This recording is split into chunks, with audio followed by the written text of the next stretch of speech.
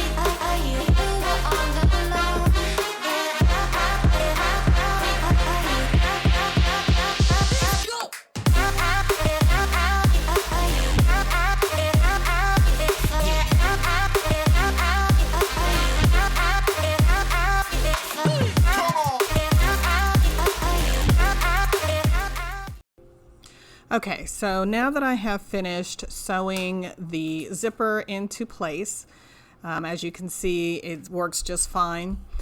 Now I'm going to be taking the back part of the lining fabric and I'm going to sew it to the front part of the lining fabric.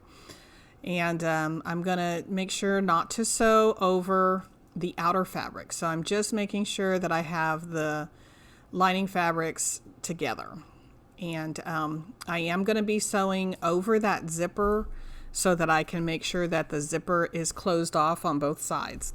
So what I'm doing is I'm pinning the outer fabric out of place so that it doesn't get caught into that lining fabric when I'm sewing all around. So that's what you're seeing me do here, is clip all of the outer fabric out of place so that it's not going to be tucked away into the lining fabric. And then I'm going to get these two lining fabrics together, make sure they're nice and lined up. And it is going to be the right side of the lining fabric together with the right side of the lining fabric together. So I'm sewing that together right now.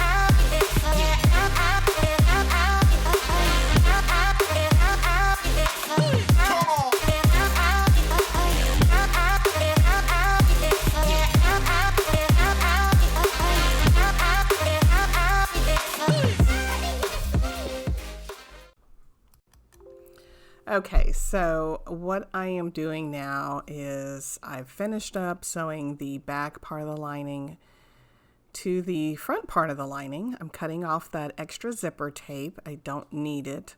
I did make sure when I sewed the zipper into the lining fabric to make sure that the zipper head was inside so that I did not lose that.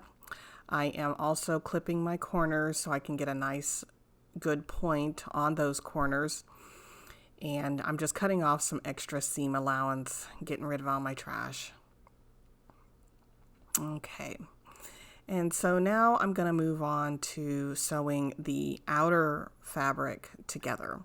I'm going to sew this one similar to the way that I did the last zipper pouch, where I am going to be sewing the right side of the outer fabric together. So it's going to be the bottom of the outer fabric to the right side of the top of the outer fabric. And I'm going to be doing the same thing. I'm going to clip my lining fabric out of the way so that I don't sew over that, because I don't need to sew, excuse me, over the lining fabric. I just need to sew same way the right side of the outer fabric together. And I'm going to make sure that they're straight again. And then once I got it all straightened up, I'm going to start to sew. Make sure that your zipper is open, because you don't want to sew over your zipper head.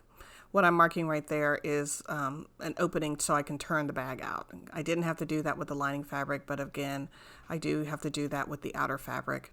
So I made some marks just to indicate where I don't need to sew. All right, and let's get sewing. When you were all alone, yeah. I'll be there for you when you were all alone, yeah. I'll be there for you when you were all alone, yeah. I'll be there for you when you were all alone,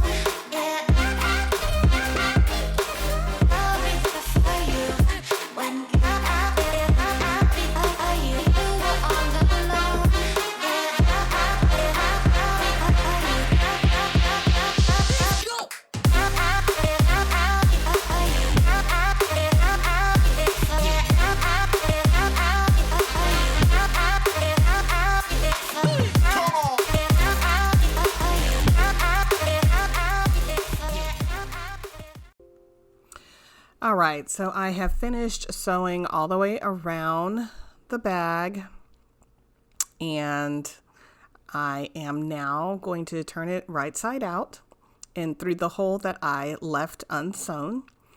I'm poking out the corners, and I am making sure that there's no holes, because sometimes, as before, sometimes there's just seams that don't get caught in there, but this one looks pretty good.